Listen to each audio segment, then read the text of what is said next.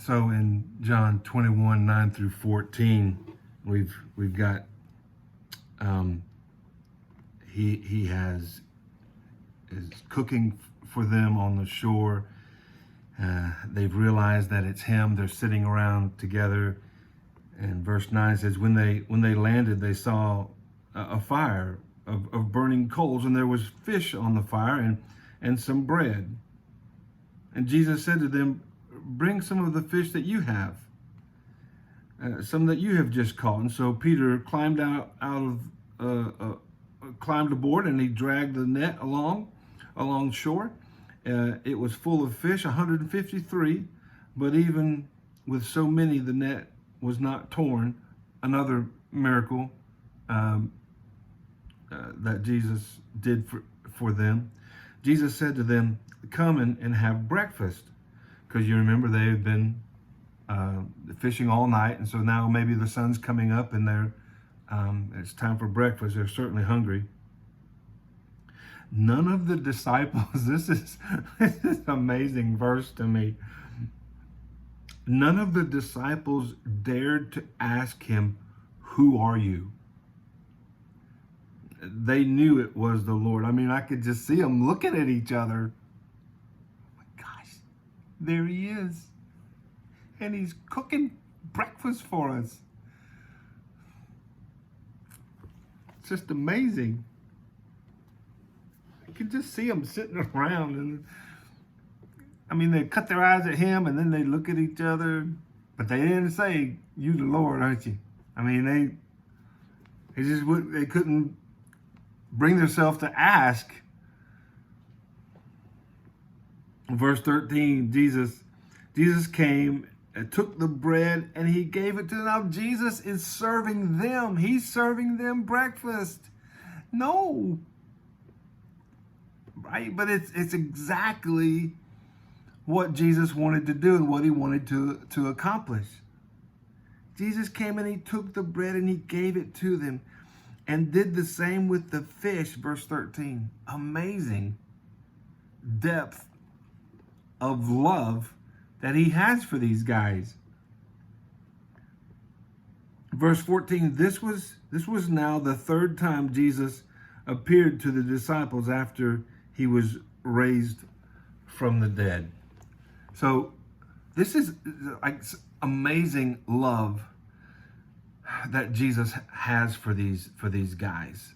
In their despair, utter desperation, hopelessness, they're fishing on a regular old run-of-the-mill day. They're back at work, taking care of their family. He shows up.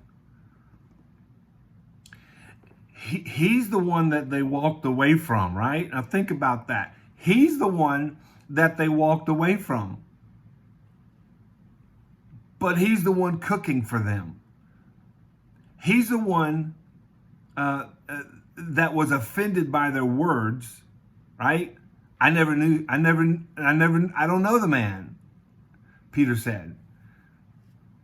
He's the one, he asked them to pray, but they decided to sleep instead.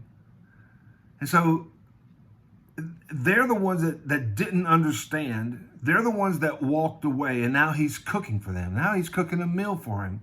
And if that's not enough, he's serving them. They're sitting around, I'm guessing, most likely they're sitting around in the campfire there, and he's serving them. He prepared the meal, and now he's walking around the circle feeding them. And then in the next verses that we're going to look at next, he's walking with Peter. He's having a private conversation. He's giving Peter a one-on-one conversation with.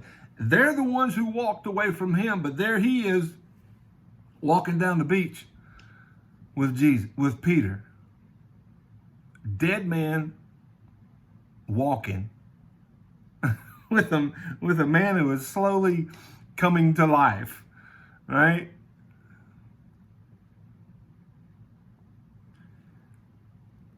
He's the one doing the restoring. He's the one doing the forgiving. He's the one doing the reconciling. He's the one meeting them where they are. You know what this is? This is the last. This is Jesus is modeling what he has already said. This is the last shall be first, and the first shall be last, and the greatest among you, he'll be the servant of all. He's modeling that for them, and their eyes, I just know it. Their eyes are being opened as he's walking around the circle feeding them fish, and they're just recalling all that he said. This this is a Son of Man.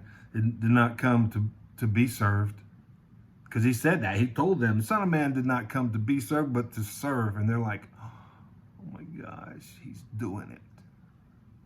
And that's the spiritual awakening that happens in a ongoing, healthy discipleship relationship. Son of Man did not come to be served, but to serve, and to give his life a ransom for many. And they had watched it all happen, and slowly their eyes are being opened. Their eyes are being opened to where John said in chapter 1 that grace and truth has come in Jesus, and they're getting to see it.